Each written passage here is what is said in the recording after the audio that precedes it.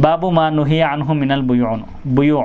کس طرح کے سودے، کس طرح کے معاملات شریعت میں درست نہیں ہیں۔ حدیث نمبر 424، حدثنی زید بن علی عن ابیہ عن جدہ عن علی رضی اللہ عنہ قال نہا رسول اللہ صلی اللہ علیہ وسلم عن شرطین فی بیع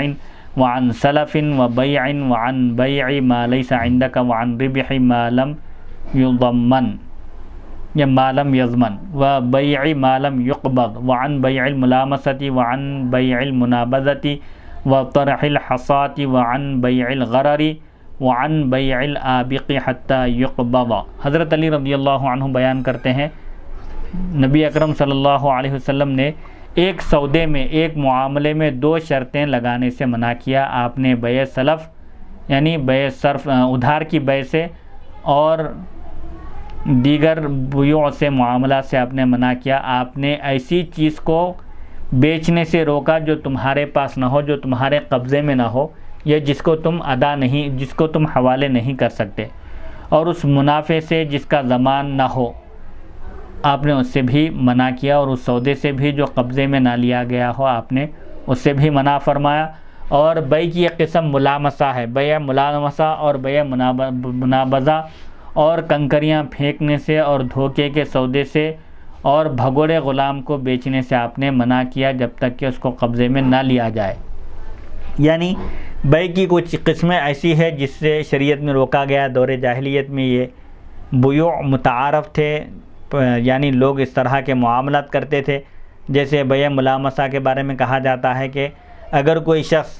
کسی کپڑے کو چھو لے، کسی کپڑے پر ہاتھ رکھ دے تو اس پر وہ کپڑا خریدنا لازم ہو جاتا تھا۔ اسی طرح کسی کپڑے کی طرف کنکر پھینکے اور اشارے سے بتائے کہ یہ کپڑا مجھے چاہیے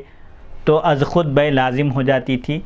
اس طرح کے معاملات سے، سودے بازی سے شریعت نے منع کیا ہے۔ اسی طرح جو چیز ہمارے قبضے میں نہ ہو اس کو بھی بیچنے سے منع کیا۔ جیسے مثال کے طور پر کوئی ہوا میں اڑتے ہوئے پرندے کی طرف اشارہ کر کے کہے یہ پرندہ میں نے تمہیں بیچ دیا، تو یہ بھی بیع درست نہیں ہے، کیونکہ وہ پرندے کو مشتری کے خریدنے والے کے حوالے نہیں کر سکتا۔ بیع کا مقدور التسلیم ہونا یعنی خریدنے والے کے حوالے کر سکنے کی طاقت ہونا ضروری ہے، یہ قدرت اس میں ملحوظ رکھی گئی ہے۔ اسی طرح دھوکے کے سودے سے بھی آپ نے منع فرمایا۔ اسی طرح بھگوڑا غلام جو بھاگ جاتا ہو، ایک جگہ نہ ٹکتا ہو، جس کو بھاگنے کی عادت ہو، جو فرار ہو جاتا ہو، ایسے غلام کو بھی بیچنے سے منع فرمایا جب تک کہ اس کو قبضے میں نہ لیا جائے۔ حدیث نمبر 425، حدثنی زید بن علی عن ابیہ عن جدہ عن علی رضی اللہ عنہ قال نہا رسول اللہ صلی اللہ علیہ وسلم عن بیع الخمر والخنازیر والعذرۃ وقال صلی اللہ علیہ وسلم ہی میتۃ وعن اکل ثمن شیء من ذلک وعن بیع الصدقۃ حتی تقبض وعن بیع الخمس حتی یحاز۔ حضرت علی رضی اللہ عنہ بیان کرتے ہیں نبی کریم صلی اللہ علیہ وسلم نے شراب، سور اور عذرہ یعنی نجاست فروخت کرنے سے آپ نے منع کیا۔ شراب کی بیع یعنی شراب بیچنا حرام ہے، اور شراب کے کاروبار میں کسی بھی قسم کی مدد کرنا یہ بھی حرام ہے۔ آپ صلی اللہ علیہ وسلم نے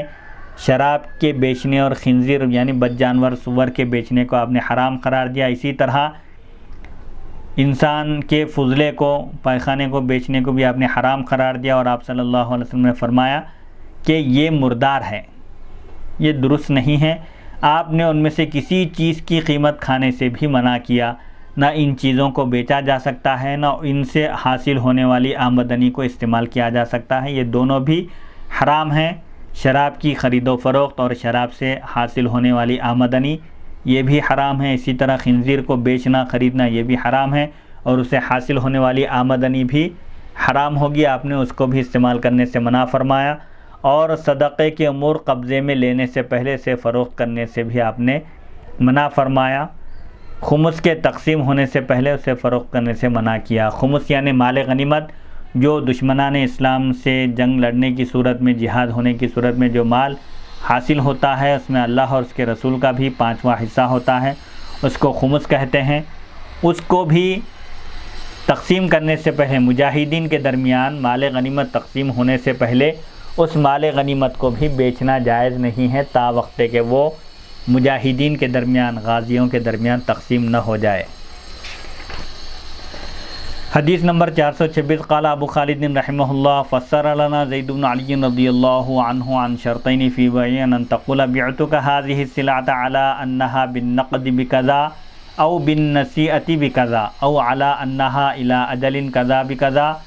والى اجل كذا بكذا عن سلف وبيع ان تسلف بالشيء ثم تبيعه قبل ان تقبضه وعن بيع ما ليس ما عندك ان تبيع السلعة ثم تشتريها بعد ذلك فتدفعها إلى الذي بعتها إياه وربح ما لم يضمن أن يشتري الرجل السلعة ثم يبيعها قبل أن يقبضها ويجعل له الآخر بعض ربح وبيع ما لم يقبض أن يشتري الرجل السلعة ثم يبيعها قبل أن يقبضها وبيع الملاسمة بيع كان في الجاهلية يتساوم الرجلان في السلعة فأيهما لمس صاحبه وجب البيع ولم يكن له أن يرجع وبيع المنابذة أن يتساوم الرجلان فأيهما نبذها إلى صاحبه فقد وجب البيع وبيع الحصاة أن يتساوم الرجلان فأيهما ألقى حصاة فقد وجب البيع وبيع الغرر بيع السمك في الماء واللبن في الضرع وهذه بيوع كانت في الجاهلية۔ ابو خالد واسطی رحمۃ اللہ علیہ بیان کرتے ہیں امام زید نے ہمارے سامنے اس کی وضاحت کرتے ہوئے بتایا کہ ایک سودے میں، ایک معاملے میں دو شرطوں کا مطلب کیا ہے۔ اب حدیث شریف میں جو بیع ملامسہ، بیع منابذہ اور بھگوڑے غلام کو بیچنے یا مختلف قسم کے جو بیوع کا ذکر ہے، خرید و فروخت کا، اس کی وضاحت کرتے ہوئے، اس کی تفسیر بیان کرتے ہوئے حضرت زید رضی اللہ عنہ فرماتے ہیں کہ ایک سودے میں دو شرطوں کا مطلب یہ ہے کہ میں تمہیں یہ چیز فروخت کر رہا ہوں اتنے نقد کے عوض میں، یا اتنے ادھار کے عوض میں، یا اتنی مدت کے عوض میں، یا اتنی مدت تک کے لیے۔ مثال کے طور پر کوئی یہ کہے کہ اگر تم اس چیز کی قیمت اسی وقت دو تو 100 روپے ہے، لیکن اگر ادھار دو تو 200 روپے ہے، اس طرح کہے۔ یا اسی طرح مدت کو بتائے کہ اتنی مدت میں اگر ادا کیے اس چیز کی قیمت تو اتنی ہوگی، اور اگر یہ مدت بڑھ جائے، 1 مہینہ نہیں 2 مہینے کے بعد ادا کرو گے تو اتنی مدت ہوگی۔ یہ ایک معاملے میں، ایک سودے میں دو شرطوں کا مطلب یہ ہے۔ سلف اور بیع کا مطلب کیا ہے؟ آپ کسی چیز میں بیع سلف کرتے ہیں، یعنی سونے کا تبادلہ سونے سے، چاندی کا تبادلہ چاندی سے، پھر اسے قبضے میں لیے بغیر آگے فروخت کر دیتے ہیں۔ جو چیز خریدی گئی ہے اس پر قبضہ نہیں کیا گیا، اس پر قبضہ کرنے سے پہلے پھر اس کو کسی دوسرے کو بیچ دیتے ہیں۔ اس طرح کرنے سے بھی آپ نے منع فرمایا۔ اسی طرح جو چیز آپ کے پاس نہیں ہے اسے فروخت کرنے کا مطلب یہ ہے کہ آپ کسی سامان کو فروخت کرتے ہیں، پھر اس کے بعد اسے خرید لیتے ہیں اور پھر اس شخص کو دے دیتے ہیں جسے وہ سامان فروخت کیا تھا، یعنی جس کو وہ سامان بیچا گیا تھا۔ اسی طرح اس چیز کے فائدے سے بھی جس کا ضمان نہ ہو اس سے بھی آپ نے منع فرمایا۔ اس کا مطلب کیا ہے کہ ایک آدمی کوئی سامان خریدتا ہے، پھر اسے قبضے میں لینے سے پہلے اسے پھر کسی دوسرے کو بیچ دیتا ہے اور دوسرے آدمی کو اس کے منافع میں سے کچھ دے دیتا ہے، اس سے بھی آپ نے منع فرمایا۔ اسی طرح جو چیز قبضے میں نہیں لی گئی اسے فروخت کرنے کا مطلب یہ ہے کہ ایک آدمی کوئی سامان خریدے اور پھر اسے قبضے میں لینے سے پہلے، اس پر قبضہ کرنے سے پہلے، اس کو اپنی ملکیت میں لینے سے پہلے کسی اور کو وہ بیچ دے۔ بیع ملامسہ کا مطلب یہ ہے کہ یہ زمانے جاہلیت میں ایک قسم کا طریقہ تھا، بیع کا، خرید و فروخت کی قسم تھی۔ دو آدمی کسی سامان کے بارے میں سودا کرتے تھے، سودا کیا کرتے تھے، ان میں سے کوئی ایک اپنے ساتھی کو چھو لیتا تو سودا مکمل ہو جاتا تھا، یعنی معاملہ ڈن، طے ہو چکا ہے، اور اس کے ساتھی کو رجوع کرنے کا، یعنی وہ چیز بیچنے سے رکنے کا کوئی اختیار نہیں ہوتا تھا، ہر صورت میں اس کو بیچنا ہی لازم ہوتا تھا۔ بیع منابذہ یہ ہے کہ دو آدمی سودا کر رہے ہوتے، ان میں سے کوئی ایک ساتھی اپنے ساتھی کی طرف کوئی چیز پھینکتا، کوئی کنکر پھینک دیتا تھا، تو اس کا مطلب یہ ہوتا تھا کہ سودا طے ہو چکا ہے، اب بائع کو کوئی اختیار نہیں ہے اس کو اپنی بات سے پھرنے کا، مکرنے کا، اب اس کو کوئی اختیار نہیں ہے، یعنی جبری طور پر وہ بیع لازم ہو جاتی تھی۔ کنکریوں کا سودا یہ ہے کہ دو آدمی سودا کر رہے ہوتے، ان میں سے جو کنکری پھینک دیتا تھا